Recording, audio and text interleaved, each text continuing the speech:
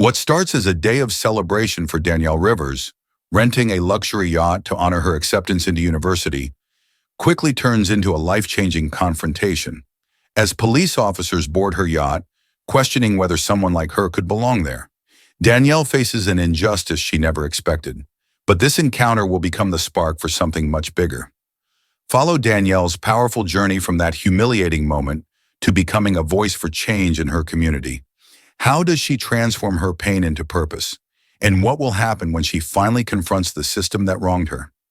Watch the full story to find out, and don't forget to subscribe to our channel for more stories of resilience and justice.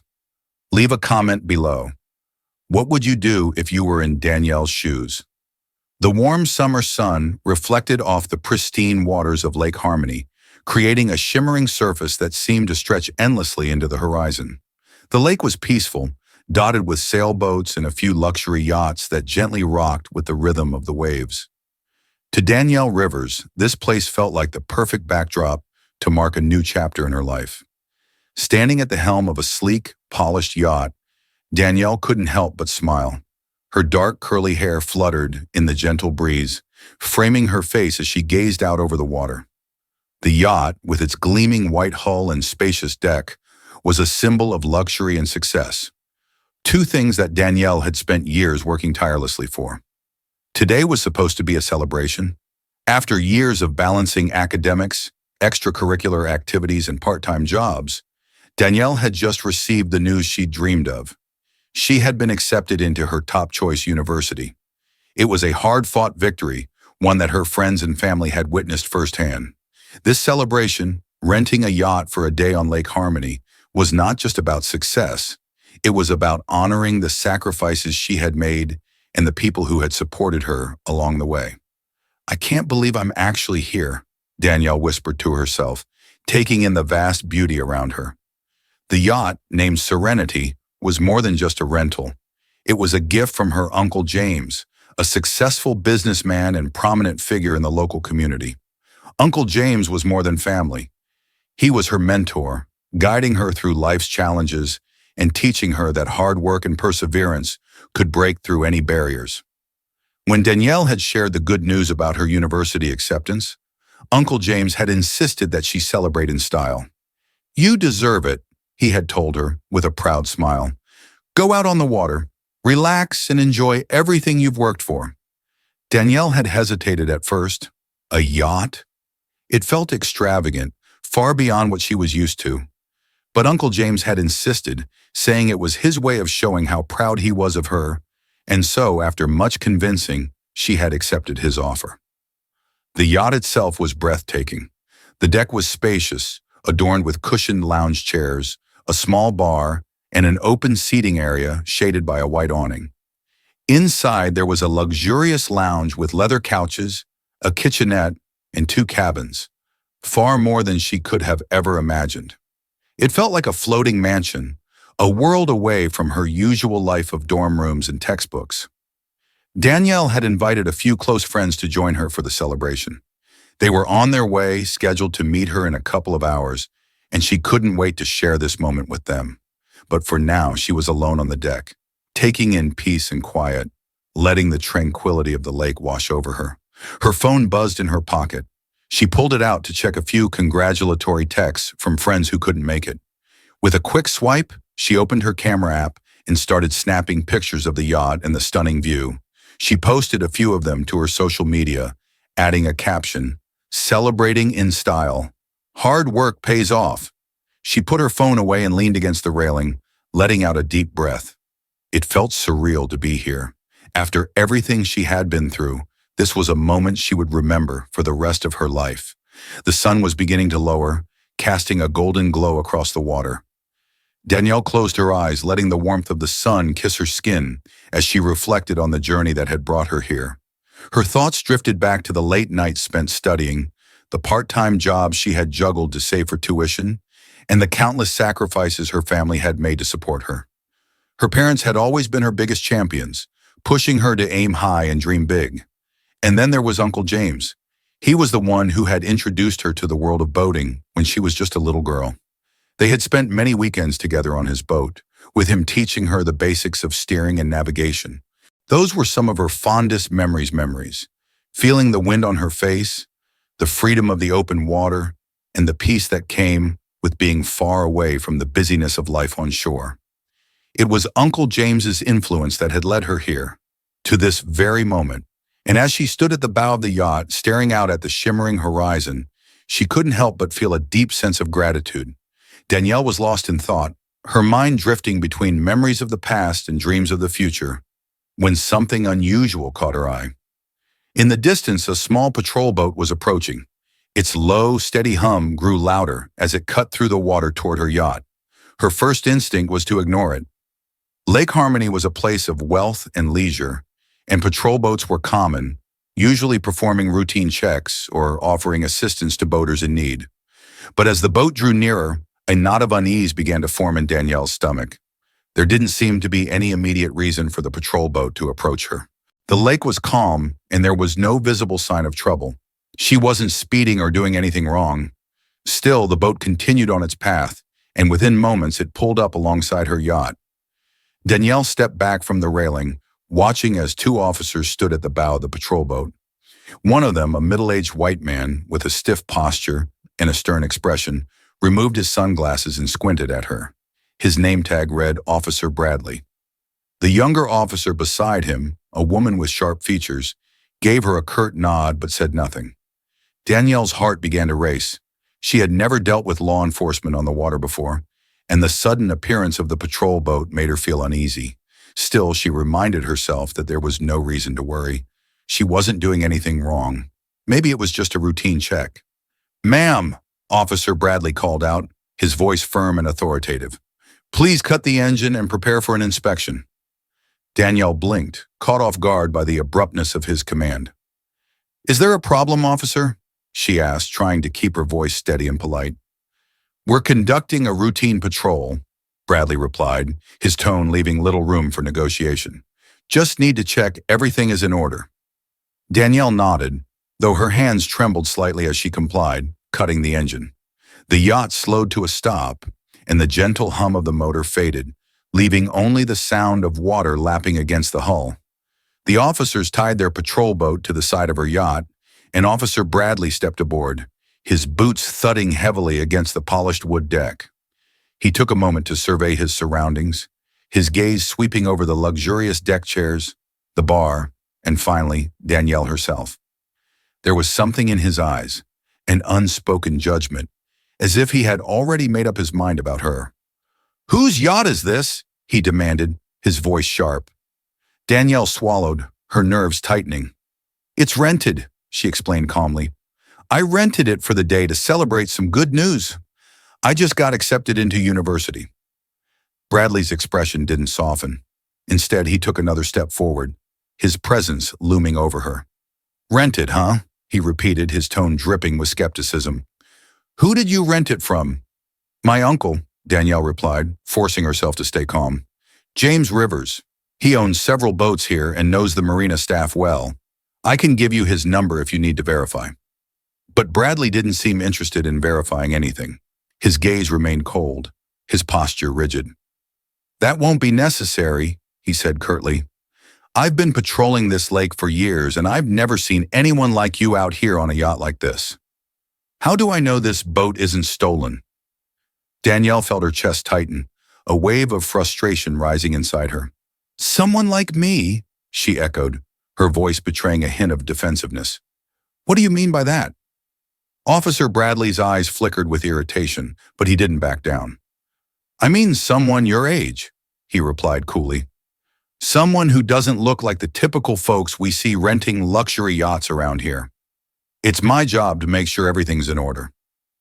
Danielle took a slow, deep breath, trying to steady her nerves. She had dealt with prejudice before. People questioned whether she belonged in certain spaces simply because of how she looked. But here in the middle of what was supposed to be her day of celebration, it felt especially unjust. "Look, officer," she said, her voice firm but measured. "I have the rental agreement inside the cabin. I can show you the paperwork. There's no need for any of this." Bradley's jaw tightened. "Step away from the cabin, ma'am," he ordered. "I'll be the one to check the paperwork. You stay right here." The dismissiveness in his voice grated against her nerves, but Danielle forced herself to comply. She stepped back, letting him pass as he headed toward the cabin to search for the rental agreement. As he disappeared inside, a wave of frustration and anxiety surged through her. All she had wanted was a peaceful day to celebrate her accomplishments, but now it seemed like even that was being taken from her, piece by piece. Danielle stood on the deck, her hands clenched at her sides as she waited for Officer Bradley to return. The minutes dragged by, each second feeling like an eternity as she replayed the conversation in her head. It wasn't just the fact that she was being questioned. She understood that the officers had a job to do. What stung was the way Bradley had treated her, the thinly veiled suspicion in his eyes, the way he had implied that someone like her didn't belong on a yacht like this. She had worked so hard to get here, to achieve everything she had, and now it felt like none of it mattered. In Officer Bradley's eyes, she was nothing more than a suspect. Her thoughts were interrupted when Bradley re-emerged from the cabin, a stack of papers in his hand. He glanced down at them, then back at her, his expression unreadable. "These documents don't prove anything," he said dismissively. "For all I know, they could be forged. I'm going to need more convincing before I'm satisfied." Danielle's frustration flared. She had complied with everything he asked, shown him the paperwork, explained the situation, and yet he still treated her like a criminal. "What more do you want?" she asked, her voice rising slightly. "I've shown you everything I have. If you're not going to call my uncle to confirm, then what exactly do you expect me to do?" Officer Bradley took a step closer, his posture imposing. "Watch your tone, young lady," he warned, his voice low and threatening. "I'm just doing my job. If you have nothing to hide, then you shouldn't be so defensive." Danielle bit back a retort, her frustration simmering just below the surface. She knew there was no winning against this man. He had already made up his mind about her, and no amount of paperwork or explanations would change that. Before she could respond, Bradley reached for his radio. "Dispatch, this is Officer Bradley," he said calmly. "I'm conducting an investigation on a suspicious yacht at Lake Harmony. I'm going to need backup at my location." Danielle's eyes widened, her heart sinking. Backup? For what? She hadn't done anything wrong, yet here she was, being treated like a suspect in a crime she hadn't committed. "This is ridiculous," she muttered under her breath, shaking her head in disbelief.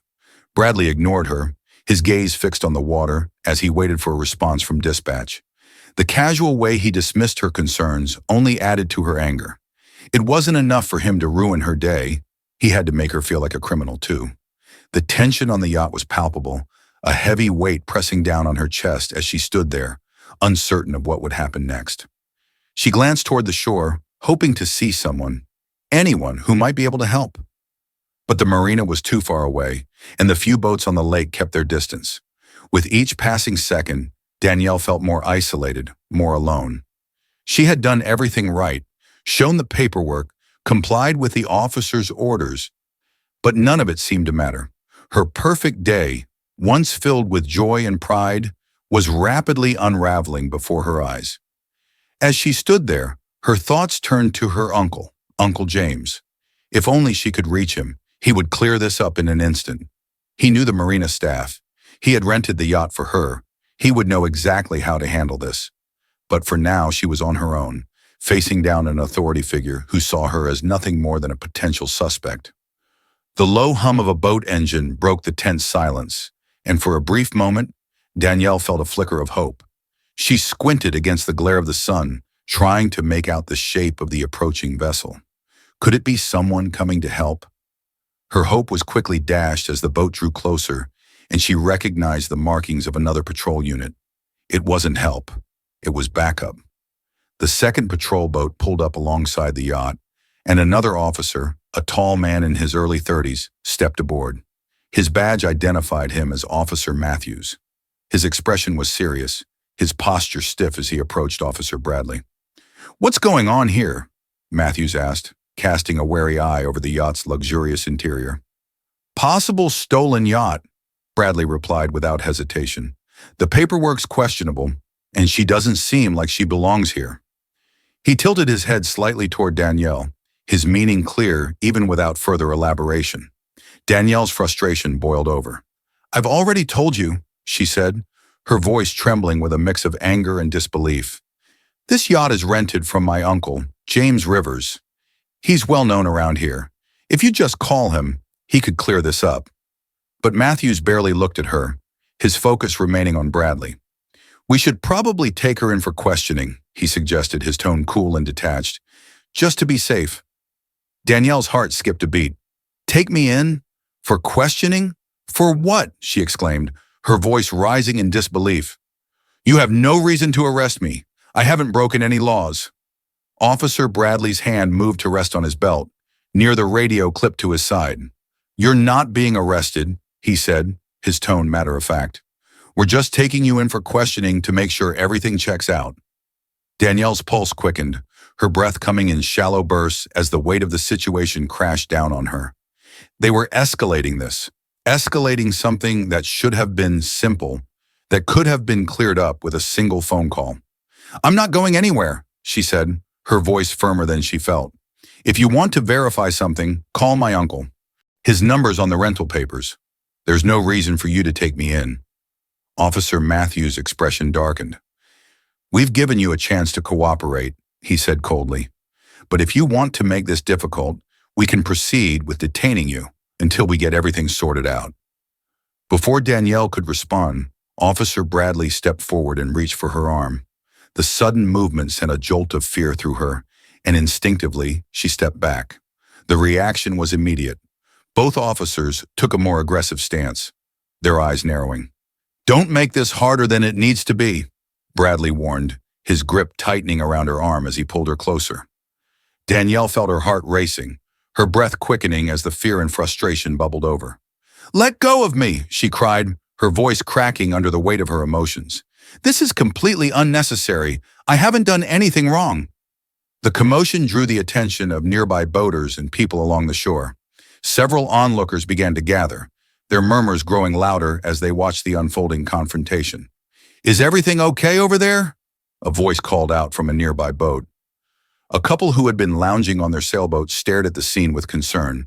Danielle tried to catch the eye of anyone who might be willing to help.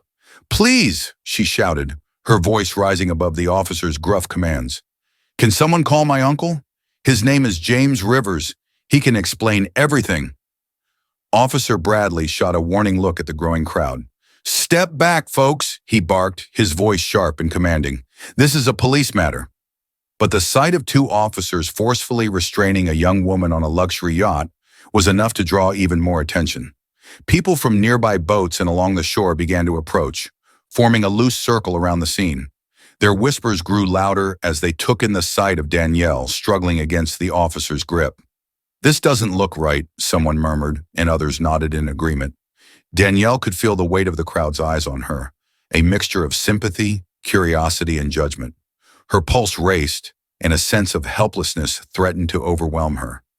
She had been taught that remaining calm and cooperative was the best way to handle encounters with the police, but it didn't seem to matter. Her compliance hadn't stopped the officers from treating her like a suspect. Officer Matthews reached for his radio. "Dispatch, we're bringing a suspect in for questioning," he said, his tone impassive. "Have the station prepared to receive." "No!" Danielle's voice broke. "You don't have to do this.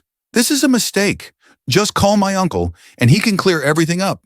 But her pleas fell on deaf ears as the officers prepared to detain her, the weight of the situation pressing down like a suffocating blanket.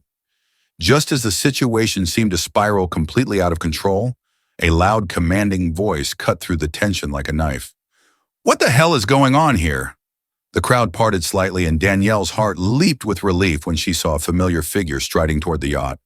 Uncle James had arrived. Uncle James's voice echoed across the water, its sharpness slicing through the tense air. Danielle's eyes locked onto him, relief flooding through her chest as he approached with purposeful strides. His tall figure, clad in a casual boating jacket, radiated authority and confidence. He wasted no time climbing aboard the yacht, his eyes narrowing at the officers holding his niece in their grasp. "Get your hands off her," Uncle James demanded, his tone leaving no room for negotiation. "That's my niece, and this is my yacht. Officer Bradley and Officer Matthews both hesitated for a brief moment, their initial confidence faltering as they recognized the man before them. James Rivers was a well-known figure in the community, not just for his success in business, but also for his long-standing ties to the marina. His presence alone was enough to shift the dynamic. Bradley, however, wasn't quite ready to relinquish control. His grip on Danielle's arm loosened, but didn't fully let go. He turned to face Uncle James with a guarded expression, the tension still palpable. "Sir, we were conducting a routine patrol," Bradley explained, his tone losing some of its previous sharpness, but still laced with authority. "There were concerns about the legitimacy of the rental and—" "Concerns?" Uncle James interrupted, his eyes flashing with anger. "You had no reason to assume anything was wrong. All you had to do was verify the paperwork. My niece told you who I was, and you refused to call me. That's not concern. That's profiling." Bradley's jaw tightened, but his silence spoke volumes. He glanced briefly at Officer Matthews, who had stepped back, her earlier confidence wavering. "I don't care what excuse you're using," Uncle James continued, his voice rising. "You don't manhandle a young woman who's done nothing wrong. Let her go." For a tense moment, it seemed like Bradley might resist. His hand hovered near his radio as if debating whether to escalate further. But the eyes of the gathered crowd, now growing larger and more vocal in their disapproval, seemed to weigh on him. He finally relented, releasing his grip on Danielle's arm. Danielle stumbled back slightly, the sudden freedom of movement making her realize just how tight the officer's hold had been. Uncle James immediately stepped forward, placing a protective arm around her shoulders. "Are you okay, Danielle?" he asked softly, his voice laced with concern. She nodded, though her body still trembled from the adrenaline surging through her. Officer Matthews cleared her throat, attempting to regain some semblance of control over the situation. "We had to investigate, sir. The paperwork looked questionable, and we were just following protocol." James turned his gaze on her, his eyes hard. "Protocol?" he repeated, his voice dripping with disbelief. "Is that what you call profiling and assuming guilt before you even bother to verify the facts? If you had bothered to make a simple phone call, this wouldn't have happened." Matthews looked away, clearly uncomfortable under his piercing gaze. The crowd was no longer a passive audience. People had started to speak up, their murmurs of disapproval growing louder. Several individuals pulled out their phones to record the confrontation, capturing every moment of the unfolding drama. Some shouted words of support for Danielle, while others condemned the officer's actions outright. "This doesn't look right at all," someone said, their voice carrying over the din. "Yeah, why are they treating her like this?" Another voice chimed in. The pressure was mounting, and Bradley, realizing he had lost control of the situation, stepped back. He exchanged a glance with Matthews, his frustration evident. "Look, sir," he said, his voice stiff with forced politeness. "We were just trying to ensure everything was in order." Uncle James wasn't having it. "You weren't trying to ensure anything," he shot back. "You were harassing my niece because she didn't fit your idea of who should be on a yacht like this. You don't get to brush that off as doing your job." For the first time since the encounter began, Officer Bradley seemed at a loss for words. The crowd, now fully on Danielle's side, continued to voice their disapproval. The tide had turned, and the officers could feel it. "We're done here," Uncle James said, his voice firm. "You'll be hearing from my lawyer." With that, he turned to Danielle and gently led her toward the edge of the yacht, away from the officers and the watchful eyes of the crowd. As Danielle and Uncle James made their way to the dock, the crowd parted to let them through. Whispers followed in their wake, but Danielle was too overwhelmed to process them fully. Her heart still raced, and her mind replayed the events of the last hour on a loop. The humiliation, the fear, the disbelief. It was all too much to take in at once. Uncle James guided her to a nearby bench by the marina, where they could sit away from the throngs of onlookers. He sat down beside her, his hand resting protectively on her shoulder. "Take a deep breath, Danielle," he said softly. "You're safe now." Danielle nodded, trying to follow his advice, but her chest felt tight, her breath shallow. She had never experienced anything like this before, being treated like a criminal for simply existing, for daring to rent a yacht and enjoy her day like anyone else. It wasn't the first time she had been made to feel out of place, but it was by far the most intense. "Why did they do that?" Danielle whispered, her voice barely audible. "I didn't do anything wrong, Uncle James. I showed them the paperwork. I did everything they asked." James sighed, his expression a mix of anger and sadness. "I know you did, Danielle. You did everything right. This wasn't about you doing something wrong. It was about their assumptions." Danielle looked up at him, her brow furrowed in confusion. "What do you mean?" James leaned forward, his elbows resting on his knees as he tried to find the right words. "Those officers, people like them, sometimes make judgments about people based on how they look. They saw you, a young black woman, on this yacht, and instead of thinking you were here to celebrate, they assumed the worst. They assumed you didn't belong." Danielle's chest tightened again, but this time it wasn't just fear, it was anger. "That's not fair," she said, her voice trembling. "Why should I have to prove I belong here? Why should I have to deal with this just because of how I look?"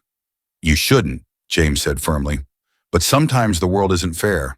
That's why it's important for us to stand up for ourselves, to make people see that we do belong, no matter what they think." Danielle's hands clenched into fists at her sides. She had always been taught to keep her head down, to work hard, and that success would speak for itself. But now she was realizing that, to some people, success wasn't enough. No matter how hard she worked, no matter what she achieved, there would always be those who saw her as less than simply because of her skin color. The thought filled her with a deep, simmering anger, one that she wasn't sure how to control. But as she sat beside her uncle, she also felt a spark of determination.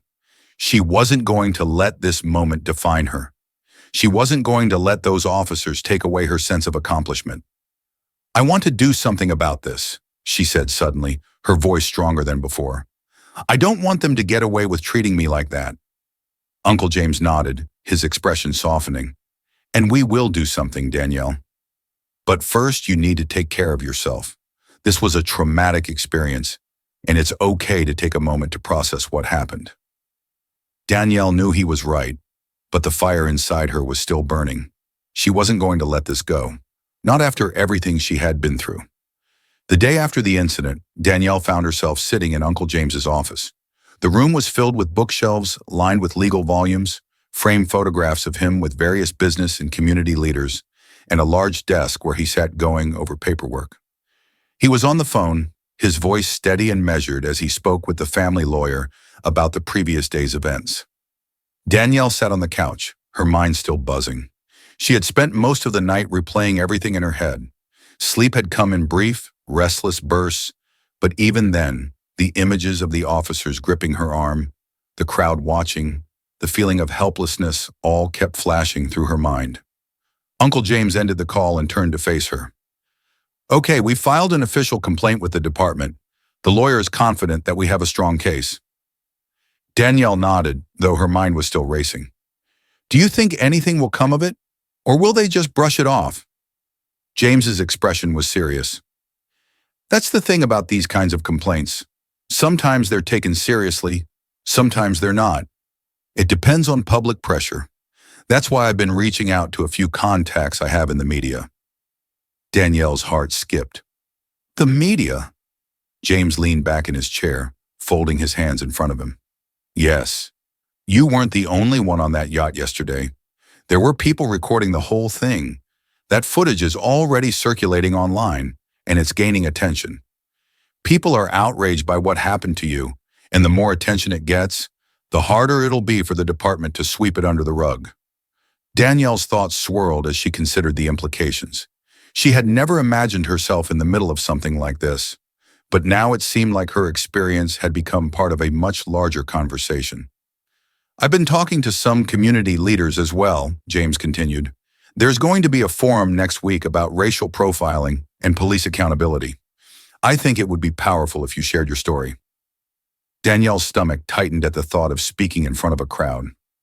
Public speaking wasn't something she was particularly comfortable with, and the idea of recounting the trauma of that day in front of strangers was daunting. "I don't know if I'm ready for that," she admitted, her voice quiet. James smiled gently. "I understand. This is a lot to do. But just know that your voice matters, Danielle. People need to hear your story because it's not just about you.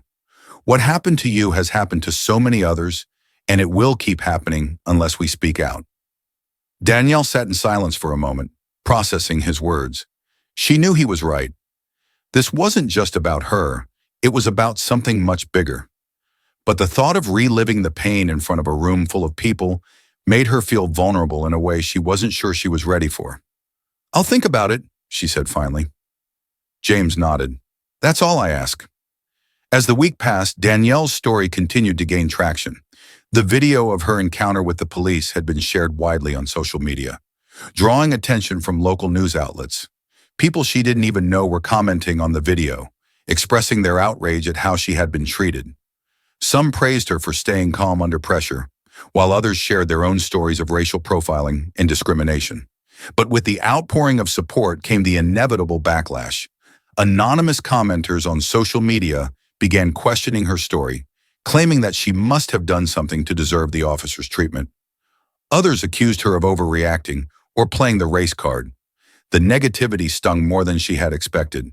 It was one thing to experience the injustice firsthand, but it was another to see complete strangers dismiss her pain as if it didn't matter.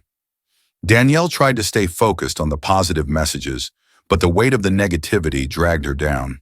She found herself withdrawing from social media, avoiding the news, and struggling to focus on her upcoming transition to university. The excitement she had felt when she first rented the yacht had all but evaporated, replaced by a sense of unease that wouldn't go away.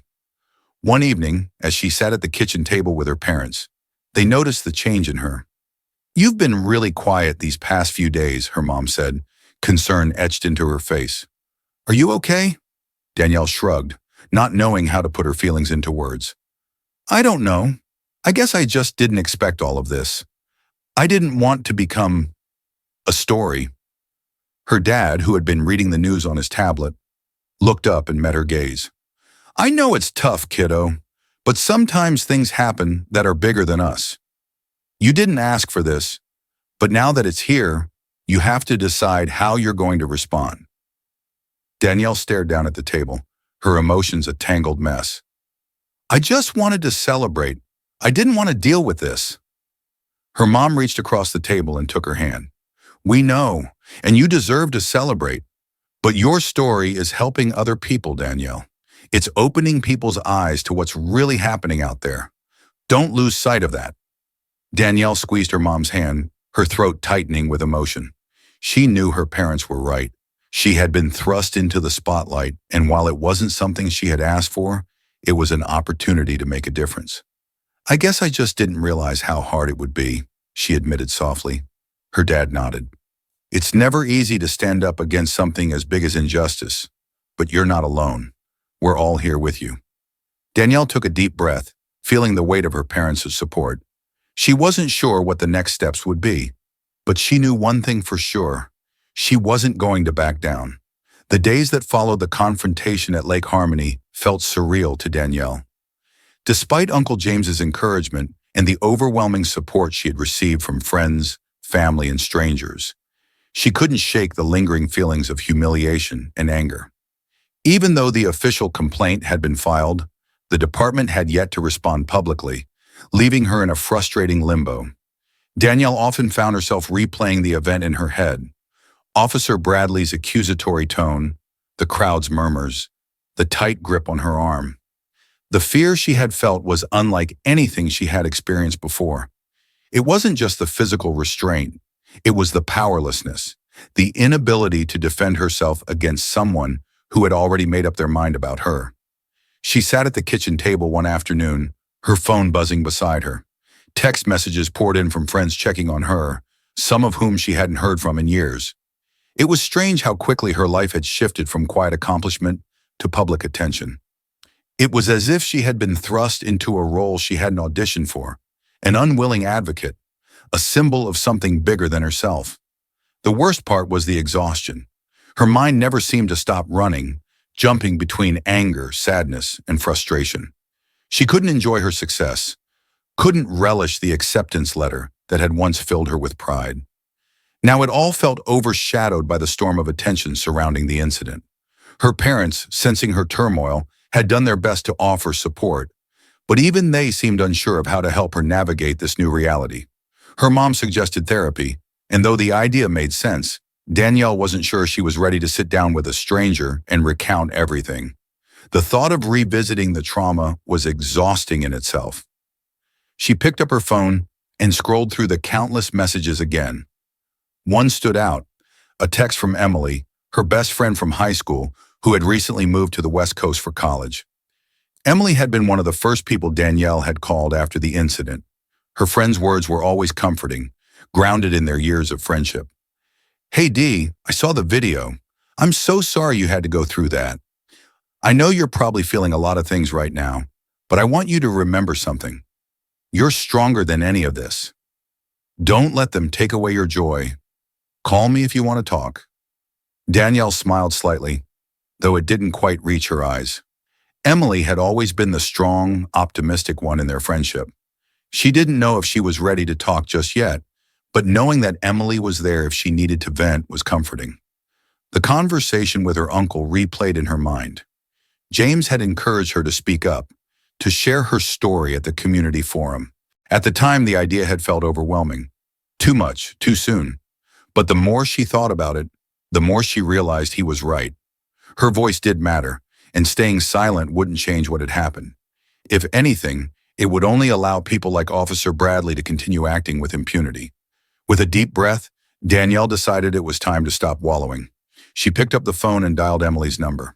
A week later, Danielle found herself standing in the lobby of the local community center, her heart thudding in her chest. The building was alive with energy, people milling about, talking in low voices, preparing for the forum that would begin in less than an hour. Posters promoting the event were scattered around, emblazoned with slogans like, "Stop racial profiling now," and "Community accountability starts here." Uncle James had arranged for her to meet with some of the local activists before the forum started. These were people who had been working for years to address issues of racial injustice and police misconduct in their town. Danielle was grateful for their guidance, but she was also nervous. She wasn't sure what she could add to the conversation that these seasoned advocates hadn't already heard. "Relax," James said softly beside her as they waited near the entrance. "They're going to appreciate your story. It's one thing to talk about injustice in the abstract, but when someone like you shares what they've been through, it makes it real for people."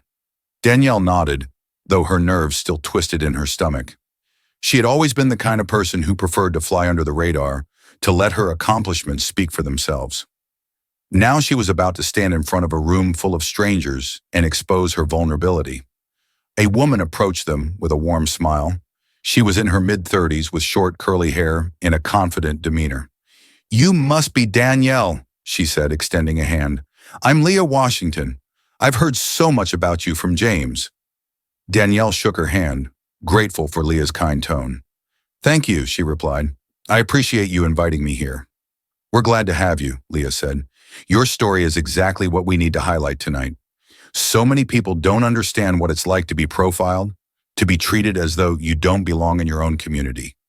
Hearing from someone who's experienced it firsthand will help put a face to the issue." Danielle felt a pang of anxiety, but pushed it down. She had to do this, not just for herself, but for everyone else who had been made to feel small and powerless.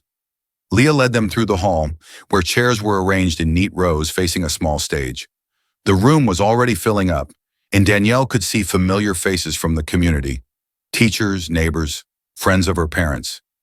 It was comforting to know that these people, at least, would be supportive. But there were also others, people she didn't know, whose opinions felt more daunting. Leah guided them backstage, where a small group of speakers had gathered, reviewing their notes and talking quietly among themselves. One by one, Leah introduced Danielle to each of them.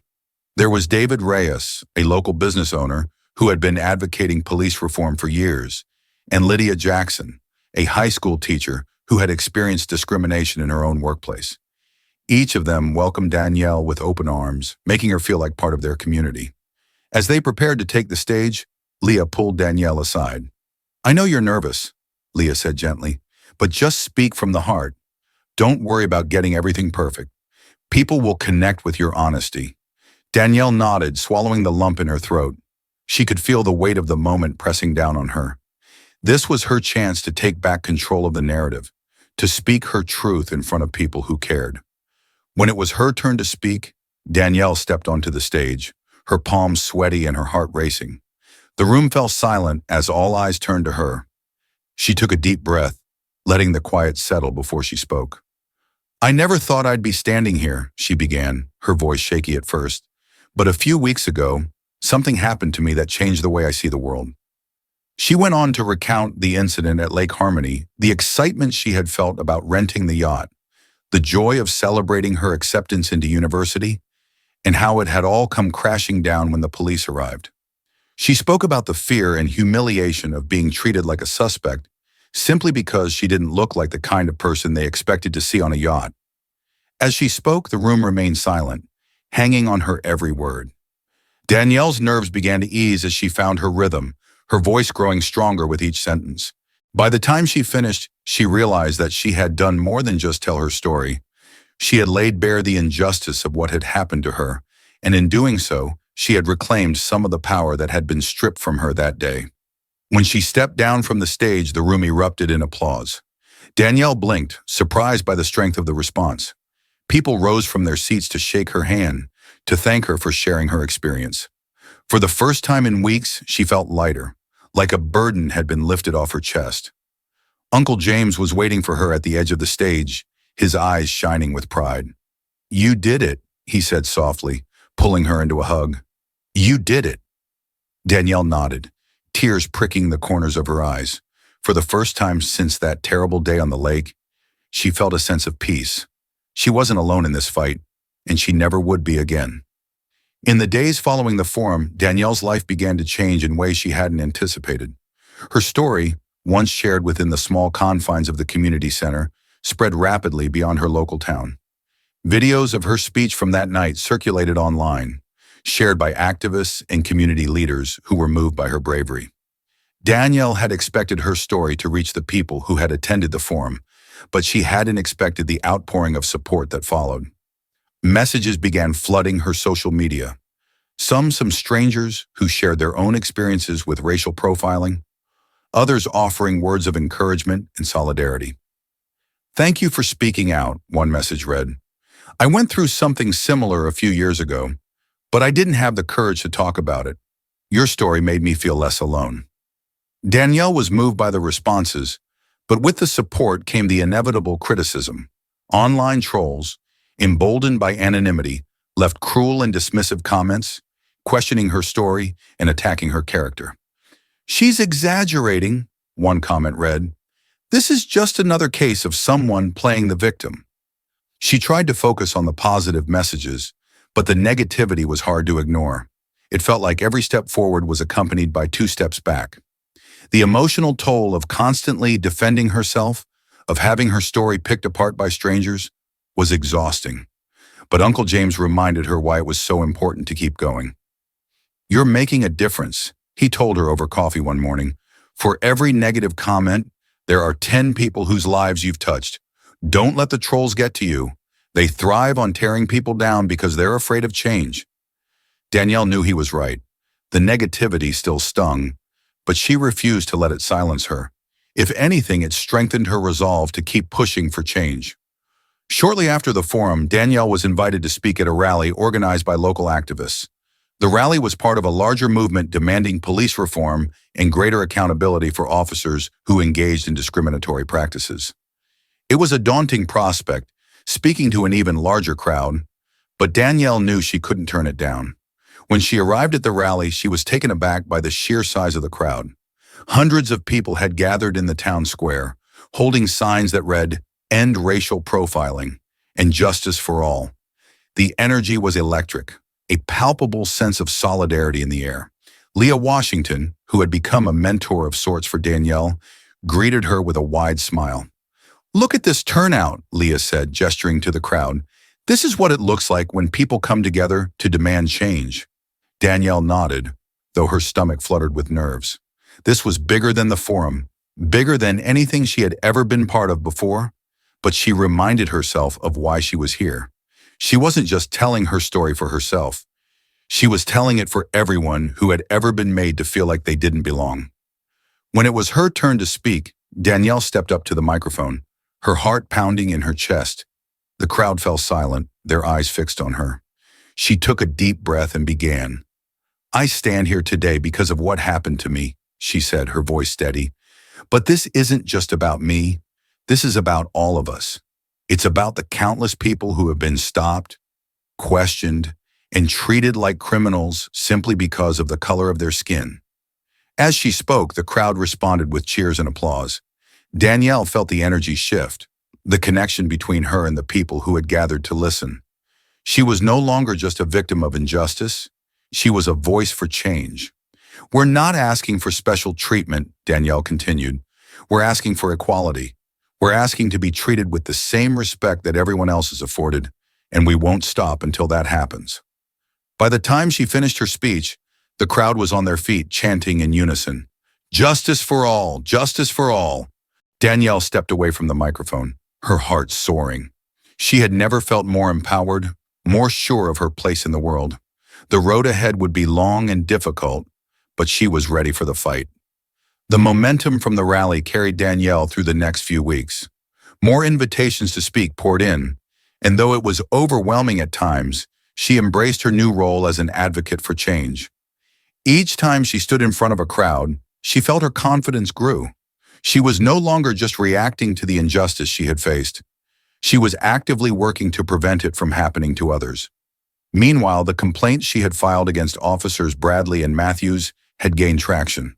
The local police department, feeling the pressure from the public outcry, had launched an internal investigation into the officers' conduct.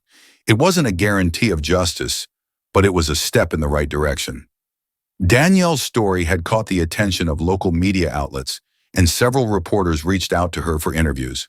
One afternoon, she sat down with a reporter from the town's largest newspaper to discuss the impact of her experience. "Do you think the investigation will lead to any real change?" the reporter asked, her pen poised over her notepad. Danielle considered the question carefully.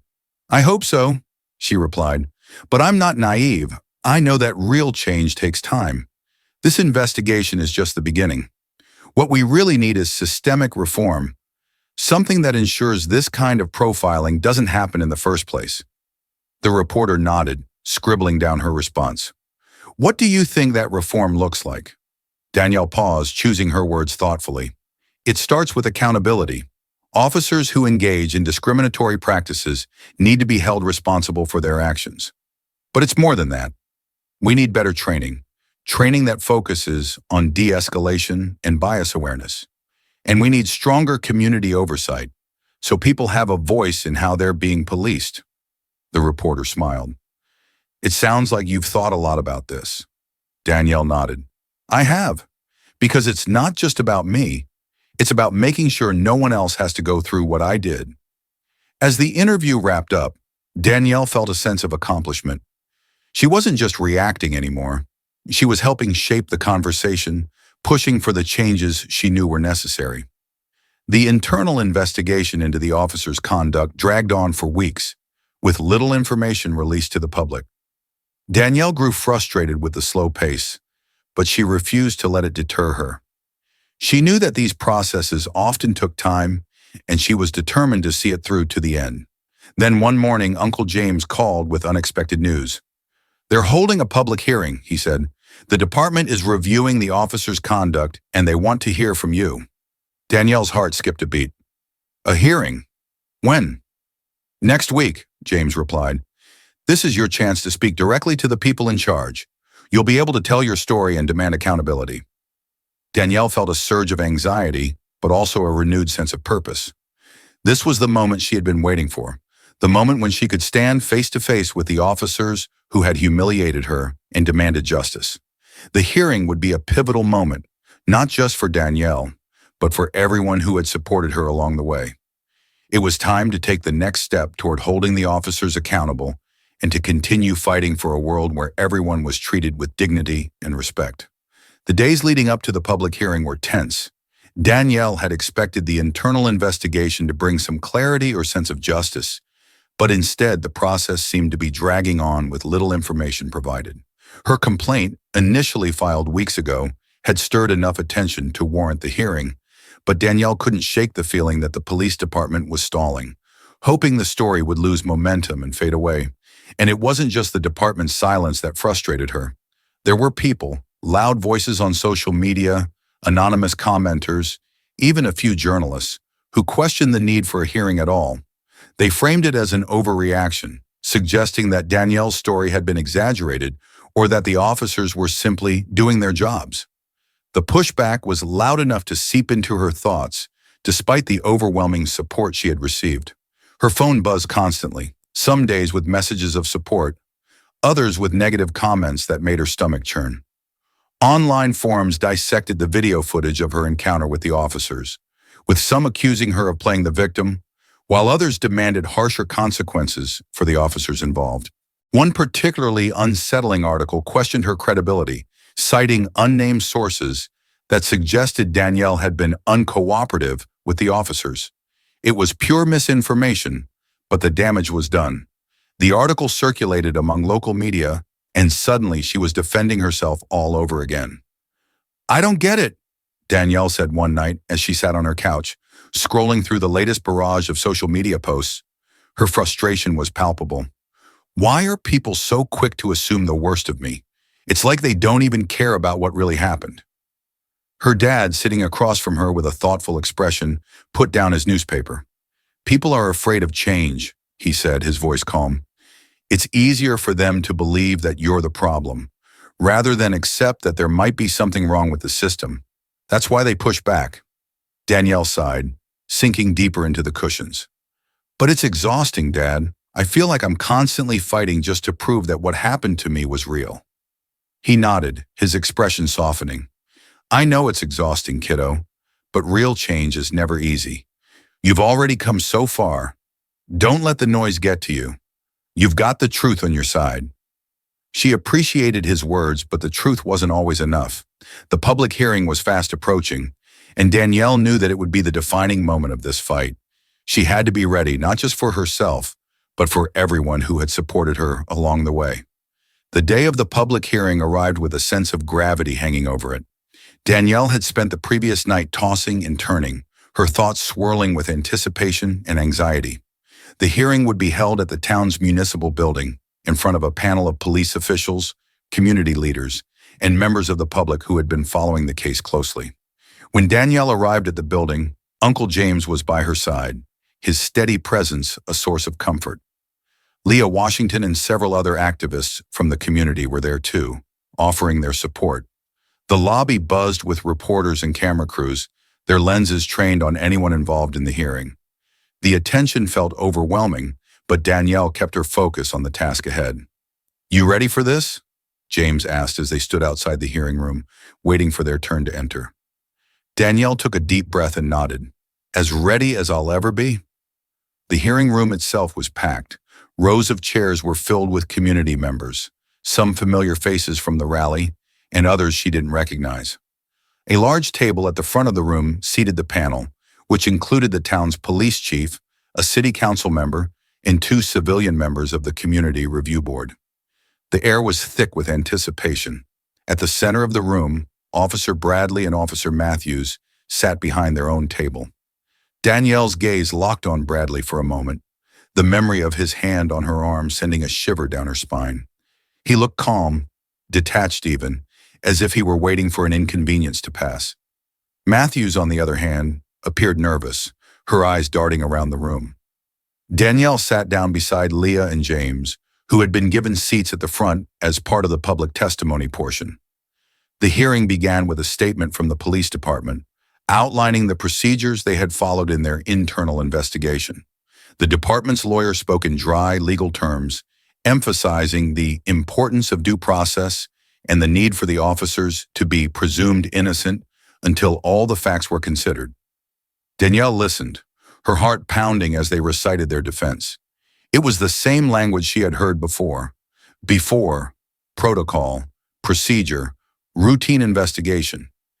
It felt like they were doing everything they could to minimize what had happened to her, as if the entire encounter had been some unfortunate misunderstanding. Finally, it was Danielle's turn to speak. She stood and walked to the center of the room, her palms sweaty but her resolve firm.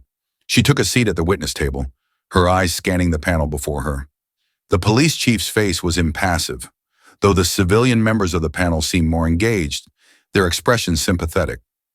Danielle took a deep breath and began. I'm here today because what happened to me on Lake Harmony wasn't just an isolated incident. It was part of a larger pattern of discrimination that people of color face every day.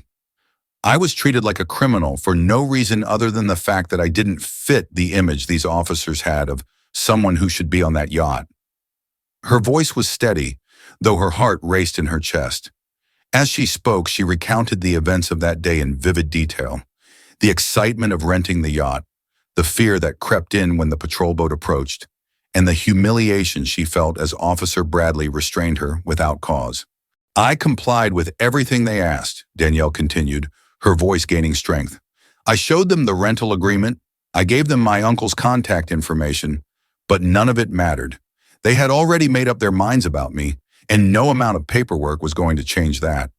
She paused, letting her words hang in the air for a moment before continuing. This isn't just about me. This is about the countless people who have been treated like they don't belong simply because of the color of their skin. It's about a system that allows officers like Bradley to assume guilt based on appearance rather than evidence.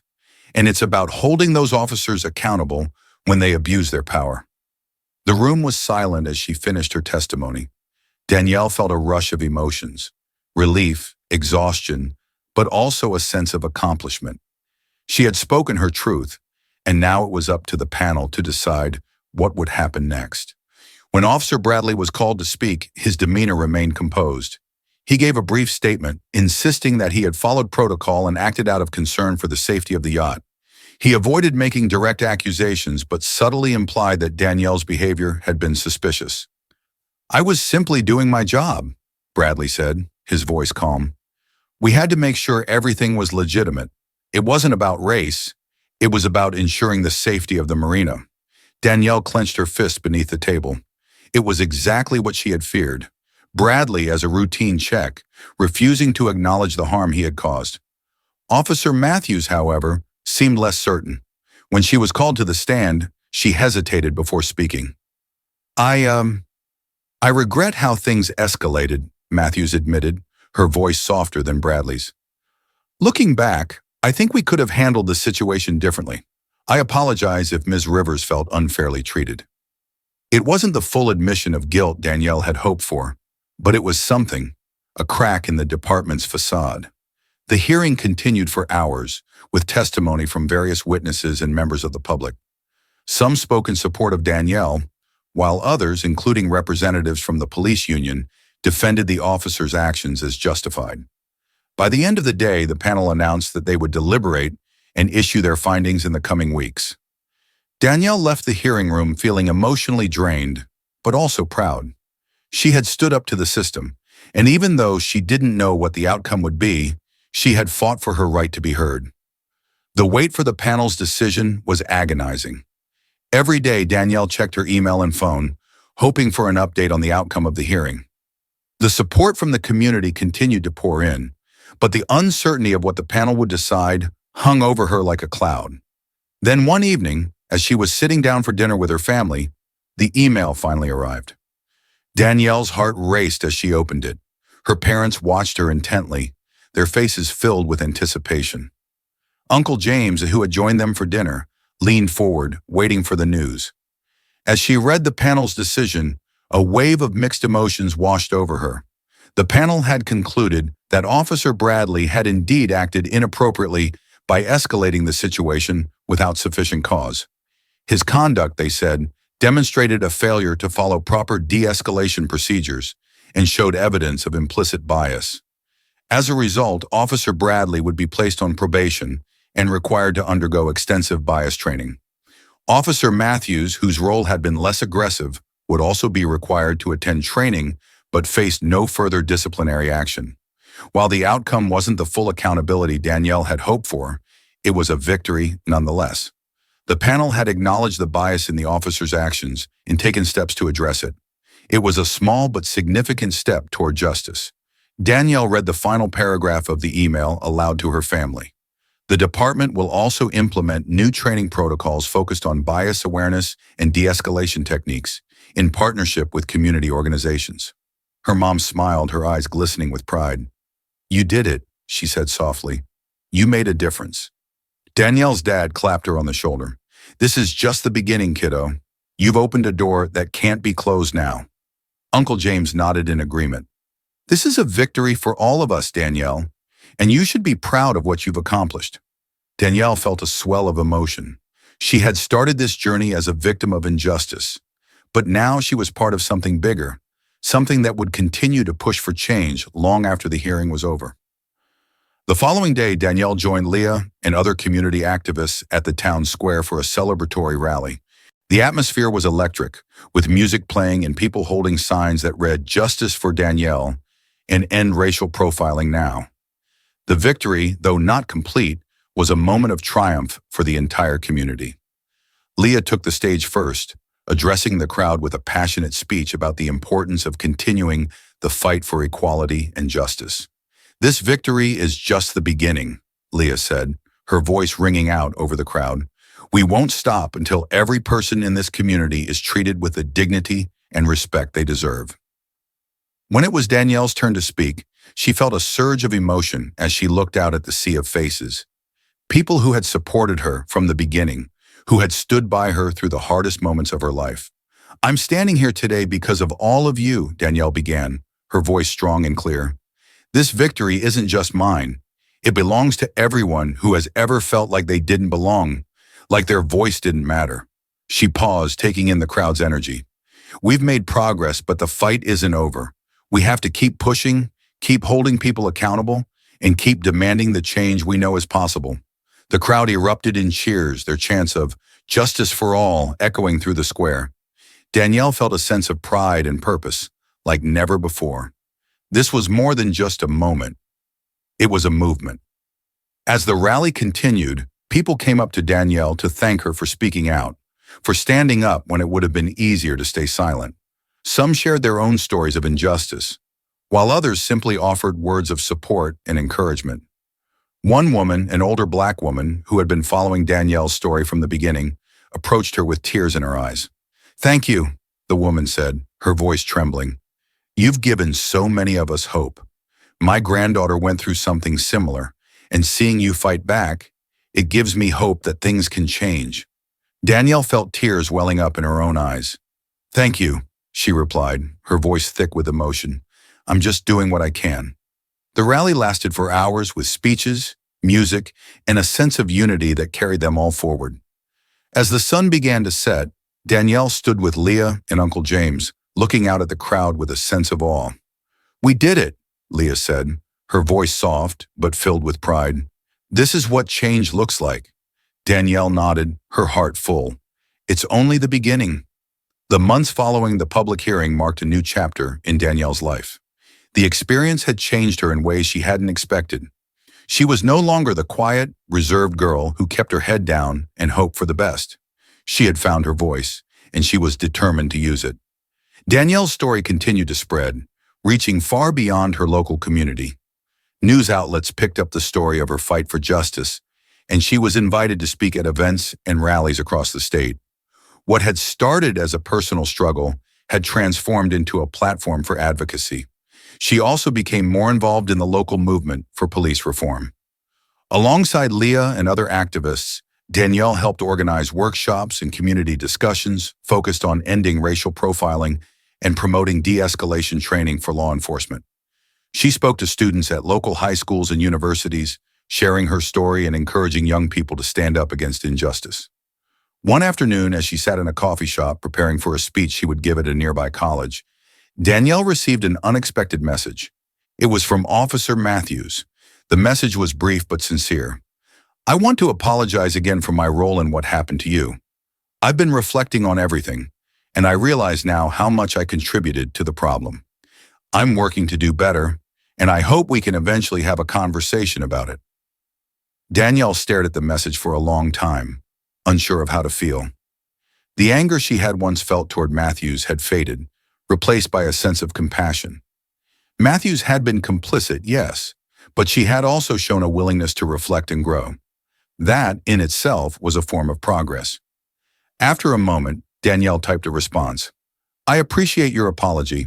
I think a conversation could be helpful. Let's set up a time to talk. She hit send, feeling a sense of closure she hadn't anticipated. It wasn't forgiveness, exactly, but it was a step toward healing. Later that evening, as Danielle stood in front of a packed auditorium at the college, she reflected on how far she had come. The fear and humiliation she had once felt had transformed into strength and determination. She had turned her pain into power, and now she was using that power to help others. As she began her speech, Danielle felt a surge of pride. She wasn't just telling her story, she was shaping a new future, one where justice and equality were more than just ideals. They were realities that she and her community were working to achieve. And as long as there was work to be done, Danielle knew she would be there, standing on the front lines, fighting for a world where everyone was treated with the dignity and respect they deserved. It had been several months since the public hearing, and life for Danielle Rivers had settled into a new rhythm. She had stepped fully into her role as an advocate for justice. But beyond the public rallies and speeches, she also took time to reflect on how far she had come. Sitting at her desk one afternoon, she looked around her room, noticing the framed acceptance letter from her dream university. It was the same letter that had sparked the celebration on Lake Harmony, the same letter that had, in some ways, set everything into motion.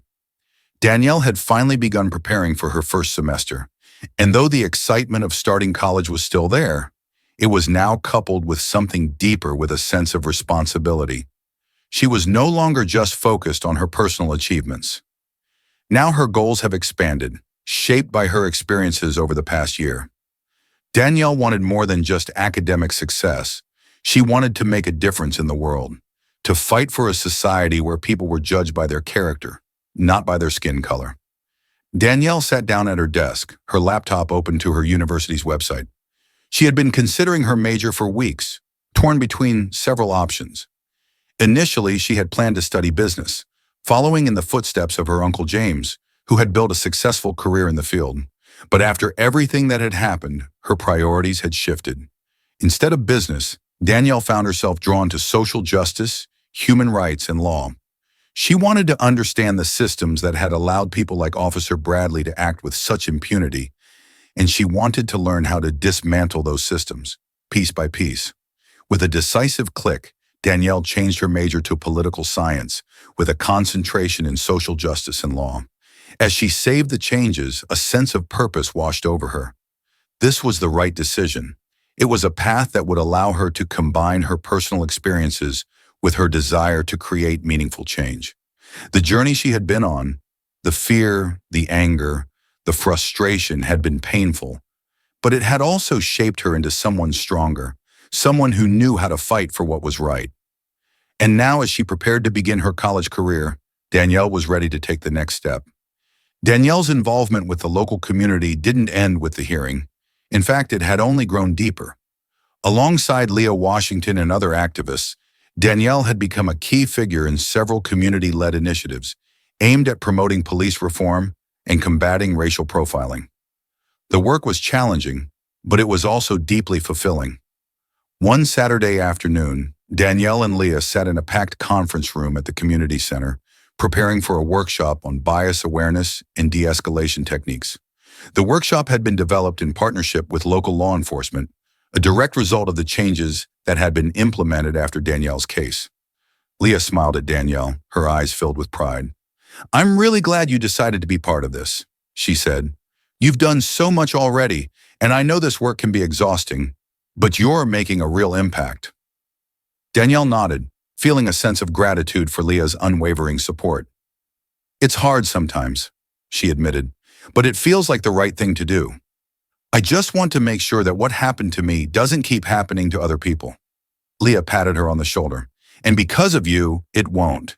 These workshops, the community meetings, it's all part of the bigger picture. We're changing the way people think, one step at a time." As the workshop began, Danielle felt a surge of pride.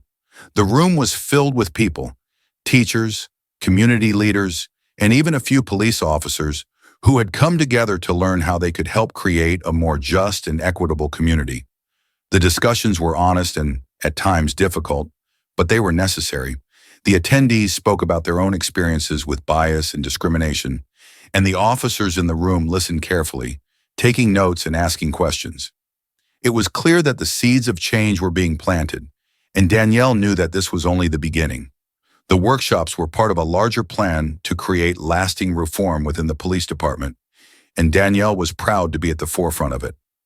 After the workshop, several people approached Danielle to thank her for her involvement. One man, a local teacher, shook her hand and said, "I've been following your story since the beginning. What you've done for this community, it's incredible. You've inspired so many of us to get involved and do something." "Thank you." Danielle smiled, feeling a wave of humility. "Thank you," she replied. "I'm just glad to be part of something that's making a difference." As the room emptied out and the workshop came to an end, Danielle and Leah stayed behind, reflecting on the day's events. "We've come a long way, haven't we?" Leah said, a small smile tugging at her lips. Danielle nodded. "Yeah, we have, and there's still so much more to do." Leah's smile widened. "That's the spirit." The summer passed quickly, and before Danielle knew it, it was time to leave for university. Her bags were packed, and her acceptance letter was now tucked safely into her backpack as a reminder of how far she had come. On her last evening at home, Danielle sat at the dinner table with her family and Uncle James, enjoying a quiet meal together. It was a bittersweet moment, exciting because of the new journey that lay ahead, but emotional because of everything that had happened in the past year. "I'm so proud of you," Uncle James said, raising his glass in a toast. "You've handled everything with such grace and strength. You've done more than I think anyone could have asked of you." Danielle smiled, feeling warmth in her chest. "Thank you, Uncle James. I couldn't have done any of it without you." Her parents chimed in, offering their own words of pride and encouragement. They had been there for her every step of the way, and Danielle knew that their support had been a huge part of why she had made it through. After dinner, Danielle and Uncle James sat outside on the porch, watching the sun dip below the horizon. "You know," Uncle James said, his voice soft, "when I first rented that yacht for you, I had no idea what it would lead to. I just wanted to celebrate your hard work." Danielle chuckled, shaking her head. "Neither did I. It feels like it was a lifetime ago." "But look at everything you've done since then," James continued, his tone serious. "You've changed people's lives, Danielle. You've stood up for what's right, even when it wasn't easy. And you're going to keep doing that, whether it's in college or wherever life takes you." Danielle nodded, her gaze fixed on the horizon. "I hope so. I feel like I've found my purpose." James smiled, the kind of smile that only comes from years of wisdom. "You have. And no matter where you go or what you do next, just remember, you're making the world a better place." Danielle let those words sink in, feeling a sense of peace settle over her. She had come so far, and there was still so much left to do, but for the first time in a long time, she felt ready. As the weeks passed and Danielle began her college journey, she found herself thriving in ways she hadn't expected. Her classes in political science and social justice were challenging, but they also gave her the tools she needed to understand the complexities of the world she was trying to change. She joined several student organizations focused on civil rights and advocacy, using her story to inspire others to get involved. Her speeches at events on campus drew large crowds, and she was soon recognized as a leader among her peers. But more than that, Danielle felt that her work was having a real impact. One day, as she walked through the campus library, a young woman approached her. "Excuse me," the woman said shyly, "are you Danielle Rivers?" Danielle smiled and nodded. "Yes, I am. How can I help you?" The woman's face lit up. "I've been following your story since the incident at Lake Harmony. I just wanted to say thank you. I've been through some tough situations myself, and seeing you stand up for what's right, it really inspired me." "I just wanted you to know that." Danielle felt a lump form in her throat. "Thank you so much for saying that," she replied. "I'm glad my story could help in some way." The woman smiled again before walking away, leaving Danielle standing there, feeling a renewed sense of purpose. Moments like that reminded her why she was doing this, why it was so important to keep pushing, to keep fighting for justice. As the months went by, Danielle continued to balance her studies with her advocacy work. She stayed in touch with Leah in the community back home, offering her support from afar and even attending virtual meetings and workshops when she had the time. One evening, as she sat at her dorm room desk, preparing for an upcoming exam, Danielle received a message from Uncle James. It was a simple message, but it made her smile. "Proud of you, kid. Keep shining." Danielle stared at the message for a moment, feeling a wave of emotion wash over her. She had come so far from that day on the yacht, farther than she had ever imagined. And while the journey had been filled with challenges and pain, it had also given her something she hadn't expected, a sense of who she truly was and what she was meant to do. With a renewed sense of determination, Danielle returned to her studies, knowing that whatever the future held, she was ready for it. She was ready to keep fighting, to keep pushing for a world where everyone was treated with dignity and respect.